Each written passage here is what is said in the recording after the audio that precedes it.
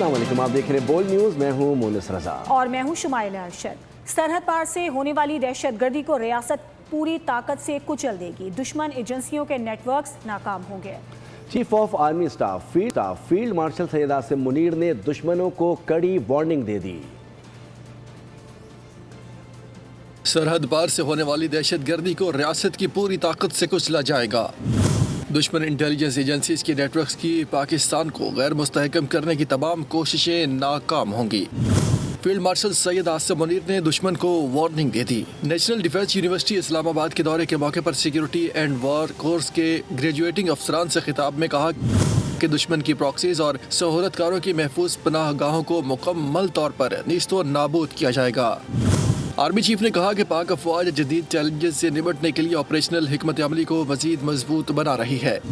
انہوں نے دشمن کو یاد دلایا کہ جنگ میڈیا پر شور مچانے یا سیاسی نعروں سے نہیں بلکہ ایمان، اتحاد اور نظم و ضبط سے جیتی جاتی ہے۔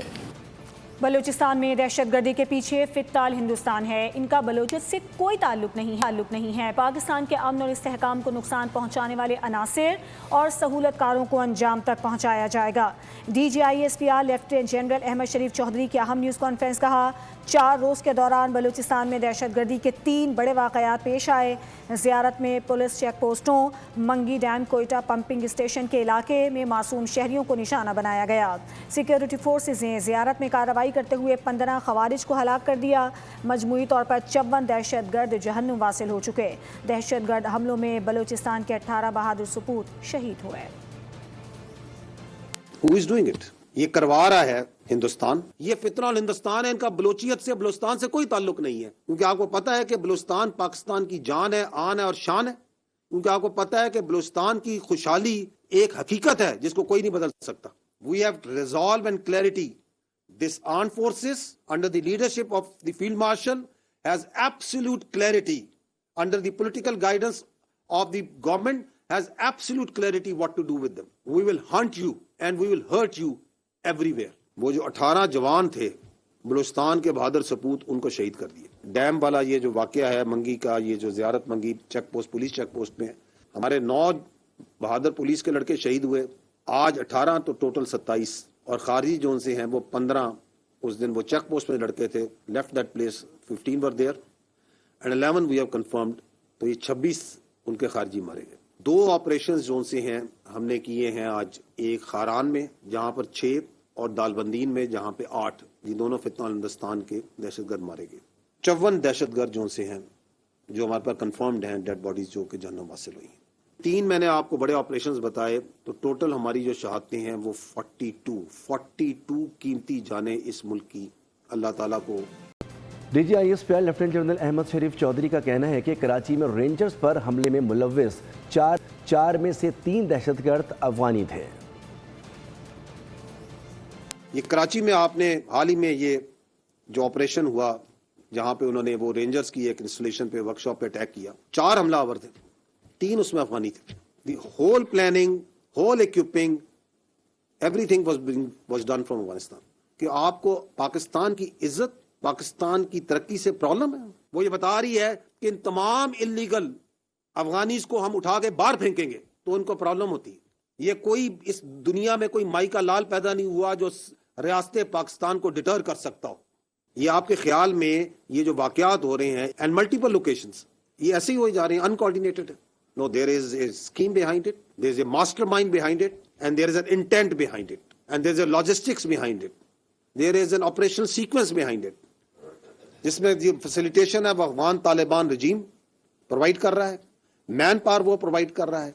ایران کے ساتھ جنگ بندی ختم ہو چکی، امریکی صدر ڈونلڈ ٹرمپ پھر دھمکیوں پر اتر آئے۔ آج رات ایران پر حملے کا اندیا دے دیا، بولے کہ میں ایرانیوں سے خوش نہیں ہوں۔ ایران نے کل جہازوں پر ڈرونز اور میزائل فائر کیے۔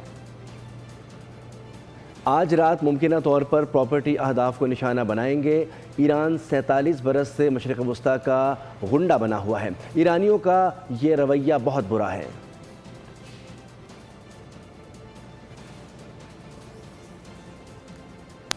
ایران نے ایک بار پھر آبنائے ہرمز بند کرنے کی دھمکی دے دی ہے۔ ایرانی حکام نے واضح کیا ہے کہ دوبارہ حملے ہوئے تو آبنائے ہرمز بند کر دیں گے۔ دشمن کے ایک حملے کا جواب 2 حملوں سے دیا جائے گا۔ ادھر ایران کی وزارت خارجہ نے جنوبی ساحلی نگرانی مراکز پر امریکی حملوں کی شدید مذمت کرتے ہوئے امریکی کارروائیوں کو اقوام متحدہ کے چارٹر اور جنگ بندی مفاہمت کی خلاف ورزی قرار دیا۔ ایرانی وزارت خارجہ نے خبردار کیا ہے کہ کشیدگی بڑھنے کے تمام نتائج کی ذمہ داری امریکہ پر ہوگی۔